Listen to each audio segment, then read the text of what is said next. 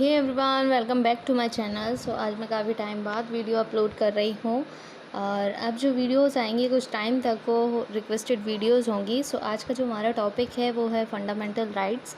सो आज हम जानेंगे फंडामेंटल राइट्स क्या होते हैं। आज केवल इस वीडियो में इंट्रोडक्शन बताऊँगी। नेक्स्ट जो वीडियो आएगी वो आएगी कि कौन कौन से फंडामेंटल राइट्स हैं उनको डिस्क्राइब करूँगी। सो चलिए वीडियो स्टार्ट करते हैं। देखिए, मौलिक अधिकार को जानने से पहले हमें यह जानना ज़रूरी है कि अधिकार क्या होते हैं। तो बेसिकली अधिकार वह है जिसके अभाव में व्यक्ति के व्यक्तित्व का विकास नहीं किया जा सकता। व्यक्ति के पूर्ण विकास के लिए आवश्यक है कि उसको पूर्ण रूप से स्वतंत्रता मिले, और स्वतंत्रता का महत्व तभी है जब मनुष्य उस स्वतंत्रता का उपयोग कर सकेगा, और जब राज्य द्वारा उस स्वतंत्रता को मान्यता दे दी जाएगी तो वह स्वतंत्रता जो है वो अधिकार बन जाएगी। अब हम बात करते हैं मौलिक अधिकार क्या है। तो मौलिक अधिकार उन अधिकारों को कहा जाता है जो व्यक्ति के जीवन के लिए मौलिक होने के कारण संविधान द्वारा नागरिकों को प्रदान किए जाते हैं, और उन अधिकारों में जो है वो राज्य हस्तक्षेप नहीं कर सकता है। इट मीन्स जो राज्य है वो उतना ही हस्तक्षेप करेगा जितना कि संविधान द्वारा बताया गया है।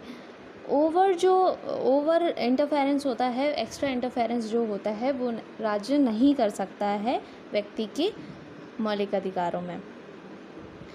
Fundamental rights can not be interfere by the state. It means ये ऐसे अधिकार होते हैं जो व्यक्ति के व्यक्तित्व के पूर्ण विकास के लिए आवश्यक हैं और जिनके बिना मनुष्य का विकास नहीं हो सकता।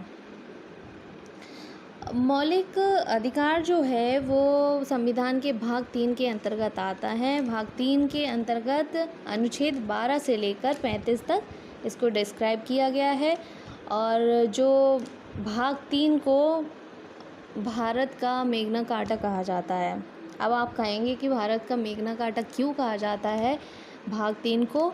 वो इसलिए क्योंकि ब्रिटेन की सरकार ने वहाँ के मज़दूरों को कुछ राइट्स दिए थे, और उन राइट्स को जो है वहाँ पर 1215 में कुछ राइट दिए थे, और उन राइट्स को जो है वो मैग्ना कार्टा के नाम से जाना गया था। इसलिए इंडिया के फंडामेंटल राइट्स को इंडिया का मैग्ना कार्टा कहा जाता है। अब हम देखते हैं कि मौलिक अधिकार को आखिर मौलिक अधिकार क्यों कहा जाता है। तो बेसिकली इंडियन कॉन्स्टिट्यूशन के अकॉर्डिंग फंडामेंटल राइट्स जो है वो व्यक्ति के ओवरऑल डेवलपमेंट की बात करता है, चाहे वो मटेरियलिस्टिक हो, चाहे स्पिरिचुअल हो, चाहे मॉरल हो, वो ओवरऑल डेवलपमेंट की बात करता है। और मौलिक अधिकार के 2 कारण है जिसकी वजह से भी उसको मौलिक अधिकार कहा जाता है। पहला तो ये कि मौलिक अधिकार संविधान में निहित है जो उन्हें गारंटी देता है। दूसरा, मौलिक अधिकार न्यायोचित है। अगर व्यक्ति के अधिकारों को कोई उल्लंघन, मतलब व्यक्ति जो है वो अधिकारों का उल्लंघन करता है या फिर किसी भी तरह से उसके अधिकार का कोई दूसरा व्यक्ति हार्म करता है, तो वो कानून की अदालत का दरवाज़ा खटखटा सकता है। ठीक है, इसीलिए उसको मौलिक अधिकार कहा जाता है।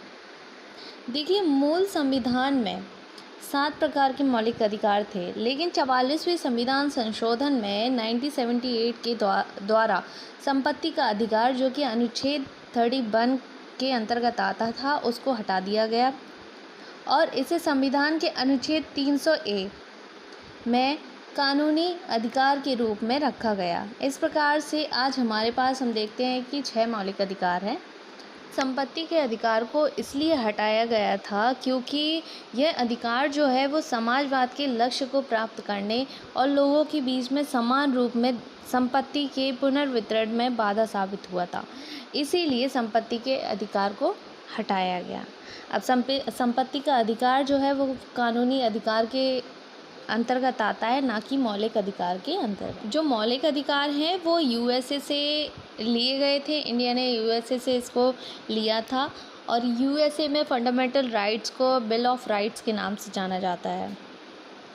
फंडामेंटल राइट्स जो है वो इंडियन पॉलिटिकल सिस्टम तथा इंडिविजुअल दोनों के लिए बहुत ही ज़्यादा अति आवश्यक है ना। और फंडामेंटल राइट्स जो है वो यूनिटी को बनाए रखते हैं, क्योंकि यह सभी को समान नज़रिए से देखते हैं, समानता के भाव से देखते हैं, चाहे वो किसी भी जाति, धर्म, चाहे किसी भी लिंग का हो, वो सभी के बीच में एकता स्थापित करते हैं।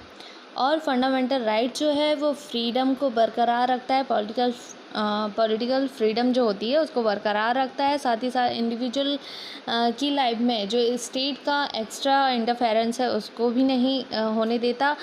और जो डेमोक्रेसी है, पॉलिटिकल डेमोक्रेसी की भी स्थापना फंडामेंटल राइट करता है। अगर हम मौलिक अधिकार के फीचर्स की बात करें तो ये क्वालिफाइड हैं, जस्टिकेबल भी है, ये परमानेंट नहीं होते हैं। साथ ही साथ ये सस्पेंशन ड्यूरिंग इमरजेंसी के दौरान इन्हें बदला भी जा सकता है, लेकिन जो आर्टिकल 20 एंड 21 है उसको इमरजेंसी में भी नहीं बदला जा सकता।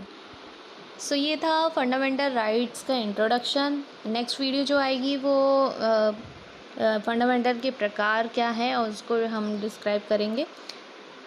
Thank you.